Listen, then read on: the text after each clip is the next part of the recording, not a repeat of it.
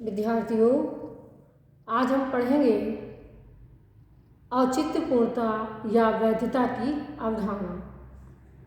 देखिए, औचित्यपूर्णता और वैधता का अंग्रेजी रूपांतरण है लेजिटिमेसी, और लेजिटिमेसी शब्द की उत्पत्ति लैटिन भाषा के लेजिटिमस शब्द से हुई है। लेजिटिमस का जो है लेजिटिमेसी शब्द का सामान्य अर्थ है कानून की दृष्टि से औचित्यपूर्ण होना। लेकिन राजनीति विज्ञान में जब हम औचित्यपूर्णता की अवधारणा को पढ़ते हैं तो यहाँ पर औचित्यपूर्णता का अर्थ या औचित्यपूर्णता का संबंध कानूनी दृष्टि से ही औचित्यपूर्ण होना नहीं है, या इसका संबंध मात्र कानून से नहीं है, बल्कि औचित्यपूर्णता का अर्थ शासक एवं शासित के ऐसे मूल्य एवं विश्वासों से भी है जो कि उसे न्याय संगत बनाते हैं।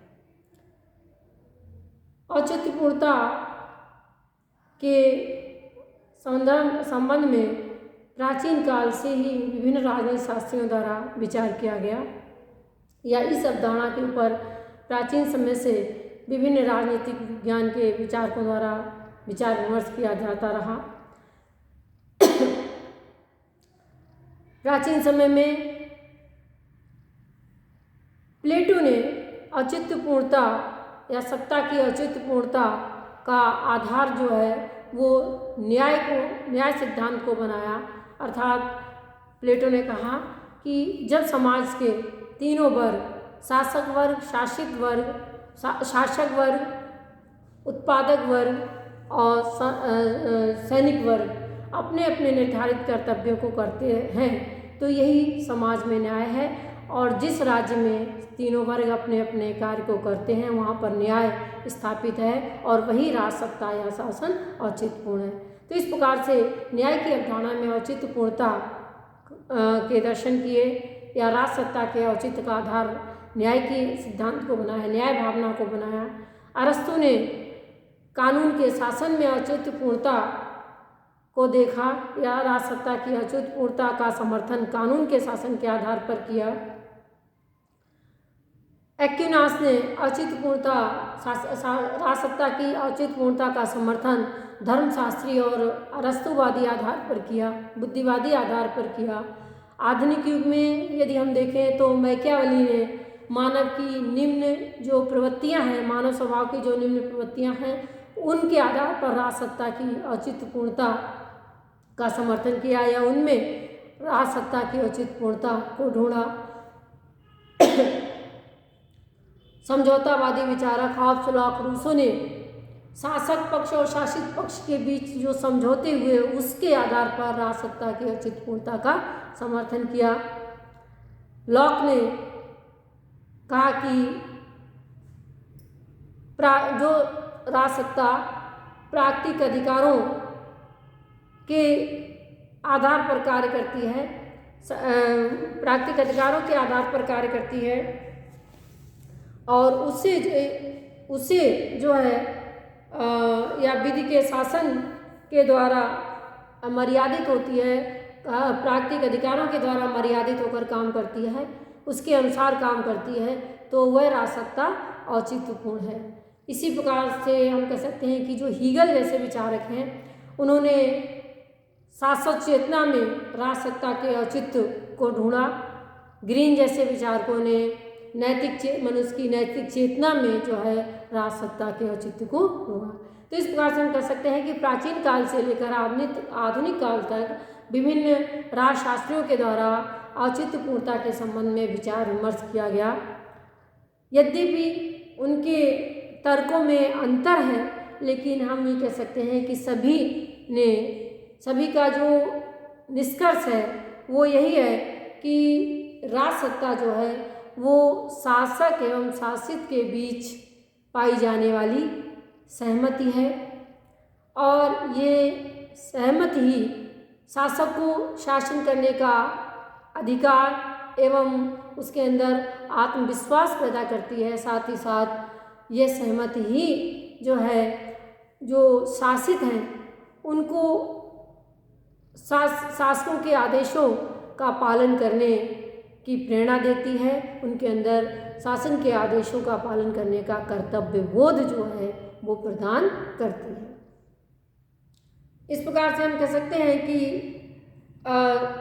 जो औचित्यपूर्णता, संक्षेप में औचित्यपूर्णता शासक और शासित के बीच पाई जाने वाली सहमति है। अब यहाँ पर प्रश्न उठता है कि सहमति का अर्थ क्या सर्वसम्मति या संपूर्ण समाज की सहमति से है? तो देखिए, यहाँ पर सहमति का अर्थ सर्वसम्मति नहीं है, शासकों की सर्वसम्मति से नहीं है, बल्कि शासकों के अधिकांश भाग की सहमति से है। हो सकता है कि जो शासक पक्ष है उसकी किसी बात का शासकों के छोटी सी संख्या के द्वारा उसका विरोध किया जाए, उससे असहमति प्रकट की जाए, लेकिन व्यवहार में ये असहमति भी जो है वो औचित्यपूर्णता का ही एक अंग मानी जाती है। अब हम कुछ परिभाषाओं को पढ़ लें कि उन विद्वानों ने औचित्यपूर्णता की परिभाषा क्या क्या की है, उसका क्या अर्थ लिया है। यदि हम पढ़ें यहाँ पर रोल्फ स्टर्नबर्गर, उन्होंने कहा कि वैधता शासन की शक्ति का ऐसा आधार है जिसके अनुसार सरकार को ये चेतना रहती है कि उसे शासन करने का अधिकार है और उसके इस अधिकार को शासितों की स्वीकृति प्राप्त है। इसको अभी थोड़ी देर पहले हमने जो अभी पढ़ा था कि इसके द्वारा शासक पक्ष को आदेश देने का अधिकार रहता है और उसे आत्मविश्वास भी रहता है। यही डोल्फ स्टर्नबर्गर ने कहा है। कार्ल जे फ्रेडरिक ने कहा है कि वैधता कानूनों और शासकों के न्याय संगत होने का ऐसा प्रतीक है जो उनकी सत्ता में वृद्धि करता है। यानी वैधता से जो है शासक की सत्ता में वृद्धि हो जाती है।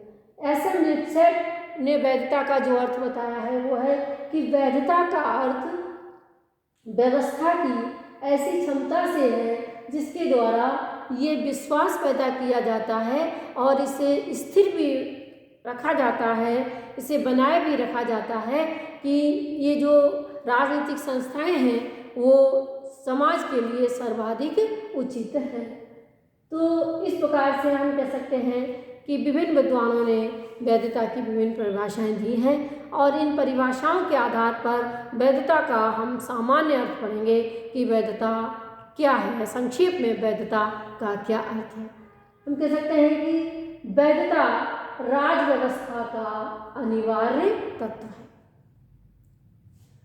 वैधता जो है वो किसी भी शासन व्यवस्था का एक अनिवार्य तत्व है। उसके अभाव में राज व्यवस्था न तो प्रभावपूर्ण रहती है, न न्याय संगत रहती है और न ही स्थायी रहती है।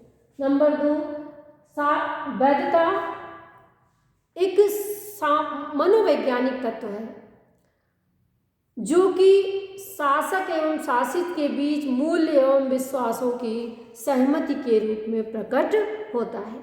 यानी वैधता के द्वारा, वैधता का मतलब है कि जहाँ शासक पक्ष और शासित पक्ष के बीच सहमति है वही वैधता है। तो इस प्रकार सहमति का संबंध किससे है? मानव के मनोविज्ञान से है। तो इस प्रकार से ये कैसा तत्व हुआ? एक मनोवैज्ञानिक तत्व है। नेक्स्ट है कि जो शासक के जो औचित्यपूर्णता की अवधारणा में जनता की सहमति की बात कही गई है कि शासक और शासित के बीच जो है या शासक और जनता के बीच जो है वो सहमति होनी चाहिए। लेकिन सहमति का अर्थ जो है यहाँ पर जनता की सहमति ऐच्छिक होनी चाहिए, बलपूर्वक ली हुई सहमति नहीं होनी चाहिए। इस प्रकार से जनता की सहमति औचित्यपूर्णता में कैसी होती है? ऐच्छिक सहमति होती है। कहते हैं कि जो औचित्यपूर्णता का तत्व है वो किसी भी राज व्यवस्था की शक्ति को सत्ता में बदल देता है। नेक्स्ट है कि शासन को औचित्यपूर्णता का तत्व शासन को न्याय संगत बनाता है और उसे स्थायित्व प्रदान करता है। अब है औचित्यपूर्णता के या वैधता के स्रोत, जिसमें सबसे पहला स्रोत है परंपरा। हम कह सकते हैं कि परंपरा जो है वैधता का एक प्रमुख महत्वपूर्ण स्रोत है। देखिए, यदि हम अतीत की बात करें तो अतीत में राजतंत्र को वैधता प्राप्त थी, लोग उसे स्वीकार करते थे, राजा के आदेशों की पालना पूरी जनता करती थी। तो राजतंत्र को जनता ने क्यों वैध माना, उसके पीछे क्या कारण था? तो राजतंत्र की वैधता का आधार जो है जनता का ये विश्वास था या जनता का ऐसा मानना था कि राजा जो है वो ईश्वर का प्रतिनिधि है और इसलिए वो उसके आदेशों की पालना करते थे। परंपरागत रूप से ऐसा ही माना गया था कि राजा जो है वो ईश्वरी शक्ति का प्रतिनिधि है, ईश्वर का प्रतिनिधि है, इसलिए लोग जो उसकी पालना करते थे। आधुनिक युग में भी हम कहें कि अगर जो कैथोलिक पोपवादी विचारधारा है, जो कैथोलिक पोपवादी विचारधारा है, चर्च में जो है पोप के आदेशों की पालना लोग क्यों करते हैं? तो देखिए, वहाँ पर भी आधुनिक युग में भी मानते हैं कि जो पोप जो है वो संत पीटर का प्रतिनिधि है। इसी प्रकार से आधुनिक युग में पिता की संपत्ति के ऊपर पुत्र के जो अधिकार माना गया है वो भी किस आधार पर माना गया है? परंपरा के आधार पर माना गया है। नेक्स्ट है संविधान एवं बुद्धि संगत कानून। देखिए, संविधान और बुद्धि संगत कानून भी जो है राजसत्ता की औचित्यपूर्णता का एक स्रोत है। जब जनता शासन व्यवस्था को संविधान और बुद्धि संगत कानून के आधार पर निर्वाचित मानते हैं तो ऐसी स्थिति में वो उस शासन या राजसत्ता के आदेशों की पालना करते हैं, उसके साथ जो है सहयोग और सहमति प्रकट करते हैं। अगला है चमत्कार। देखिए, नेतृत्व का चमत्कारिक गुण भी वैधता का एक आधार है, स्रोत है। हम कह सकते हैं कि मूसा, मोहम्मद साहब और जो है बुद्ध जैसे जो चमत्कारिक व्यक्तित्व के लोग हुए, तो उन्होंने जो है अपने चमत्कारिक व्यक्तित्व के आधार पर ही अपने हजारों लाखों अनुयायी पैदा किए और वो अपने चमत्कारिक व्यक्तित्व के आधार पर ही अपने धर्मों की स्थापना कर सके। वर्तमान समय में भी यदि हम राजनीतिक इतिहास में देखें तो अनेक राजनीतिक नेताओं ने अपने चमत्कारिक व्यक्तित्व के आधार पर ही जो है शासन को स्थायित्व प्रदान किया। अगला है विचारधारा। विचारधारा भी औचित्यपूर्णता का स्रोत होती है। विचारधारा जो है उन नैतिक और राजनीतिक मापदंडों को प्रस्तुत करती है जिनके आधार पर जो है जनता किसी भी राज्य व्यवस्था को औचित्यपूर्णता प्रदान करती है।